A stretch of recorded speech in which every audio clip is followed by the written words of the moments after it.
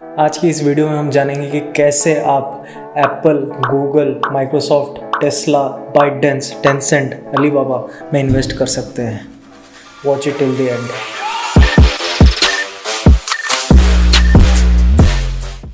Okay, first of all कुछ लोगों का ये पूछना है कि क्या ये लीगल है, तो इसका आंसर है हाँ, ये लीगल है। तो आज की इस वीडियो में हम दो क्वेश्चन के आंसर निकालने की कोशिश करेंगे। पहला, how to invest in foreign stocks. दूसरा, why have I invested, because why जानना ज़रूरी है। How to invest in foreign stocks, इसके दो तरीके हैं। पहला, थ्रू इंटरनेशनल म्यूचुअल फंड्स। बहुत सारे इंटरनेशनल म्यूचुअल फंड्स हैं जो कि फॉरेन स्टॉक्स में इन्वेस्ट करते हैं। For example, Edelweiss US technology funds of funds, Edelweiss greater China offshore fund. ये दो फंड्स मैं पर्सनली इसमें इन्वेस्ट करता हूँ, तो आज हम इसी के बारे में बात करेंगे। ये जो दो म्यूचुअल फंड्स हैं, ये फंड्स ऑफ फंड्स हैं। क्या होते हैं फंड्स ऑफ फंड्स? इसको एक एग्जाम्पल के थ्रू समझने की कोशिश करते हैं। मैं जहाँ रहता हूँ उसी के पास एक असरानी ड्राई क्लीनिंग सर्विसेज है, तो मैं अपने कपड़े वहाँ पे देता हूँ।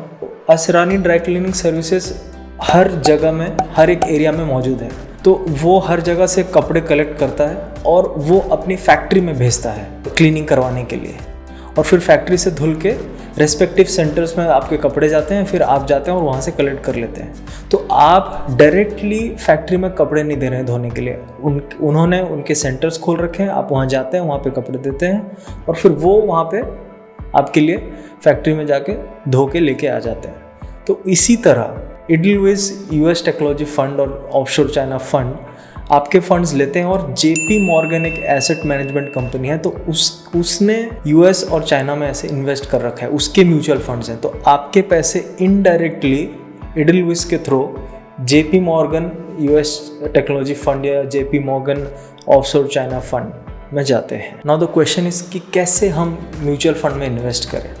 तो मैं personally coin by Zerodha use करता हूँ। मैंने लिंक डिस्क्रिप्शन में दे रखा है, अगर आप चाहें तो क्लिक करके आप अपना अकाउंट खोल सकते हैं। बहुत ही इजी टू यूज़ है, सिंपल इंटरफेस है और मेरे सारे पोर्टफोलियो को ट्रैक करके रखता है वो। आपको पहले इसके लिए ज़ीरोधा में एक अकाउंट खोलना पड़ेगा। 1-2 दिन के अंदर अकाउंट खुल जाता है after your done with your KYC verification. उसके बाद आपको अपना बैंक अकाउंट उस पर लिंक करना है और फिर आपको अपना बैंक अकाउंट से फंड्स उसके ट्रेडिंग अकाउंट में डालने हैं। तो ट्रेडिंग अकाउंट और डीमैट अकाउंट दो अलग अलग चीज़ होता है, इसके बारे में हम कभी और बात करेंगे, इस वीडियो में नहीं करेंगे। और फिर आप कॉइन ऐप डाउनलोड करके आप उसके थ्रू आप जो भी इंटरनेशनल म्यूचुअल फंड्स हैं आप जिसमें इन्वेस्ट करना चाहें आप उस पर कर सकते हैं। चलिए इसे देखते हैं कि कैसे होता है। यहाँ पे मैंने कॉइन खोला और ये वेरीफाई। फिर आप अगर नीचे जाएंगे तो आपको यहाँ पे इंटरनेशनल फंड्स दिखाई देगा। यहाँ पे ये बहुत सारे इंटरनेशनल म्यूचुअल फंड्स हैं, तो इसमें से मैं जो दो यूज़ करता हूँ वो है एडलवाइस यूएस टेक्नोलॉजी और एडलवाइस ग्रेटर चाइना। तो आप इसको ऐसे खोल लीजिए और इनका एक्सपेंस रेशियो 1.37%, यानी कि इनका कमीशन वो है। मिनिमम इन्वेस्टमेंट आपको इनिशियल इन्वेस्टमेंट 5000 का है और एग्जिट लोड 1%, यानी अगर आप 1 साल से पहले निकाल लेंगे तो आपको 1% चार्जेस देना पड़ेगा। AUM यानी एसेट अंडर मैनेजमेंट, जो कि 1157.45 करोड़, यानी उतना अभी तक पैसा उन्होंने इन्वेस्ट किया है। अगर हम थोड़ा नीचे जाएंगे तो आप यहाँ पे देख सकते हैं कंपनी फंड होल्डिंग्स के नीचे कि जेपी मॉर्गन एसेट मैनेजमेंट में उनका 99.26 एलोकेशन है, मतलब सारा पैसा जेपी मॉर्गन के फंड में जाता है। तो यहाँ पे अगर आपको SIP करना है तो आप यहाँ पे SIP पे क्लिक करिए, और क्योंकि मैं यहाँ पे ऑलरेडी ये स्टार्ट हो चुका है मेरा, तो यहाँ पे इनिशियल इन्वेस्टमेंट डिस्प्ले नहीं कर रहा है, बट आपके लिए वो करेगा तो वो 5000 रहेगा। फिर मंथली इंस्टॉलमेंट आप यहाँ पे सेट कर सकते हैं, लेट्स से 1500 या 2000 आपके हिसाब से। फिर फ्रीक्वेंसी आप यहाँ पे मंथली या क्वार्टरली जो भी आपको ठीक लगे उस हिसाब से आप यहाँ पे डेट भी सेट कर सकते हैं कि कब कौन से डेट में आपके फंड्स वहाँ पे ट्रांसफ़र हो जाएंगे। अनटिल कैंसल्ड, यानी कि जब तक आप खुद ना कैंसिल करें तब तक वो चलता रहेगा, या फिर आप यहाँ पे उसको खुद भी मैनुअली एंटर कर सकते हैं कि आपको कितने इंस्टॉलमेंट्स देने हैं।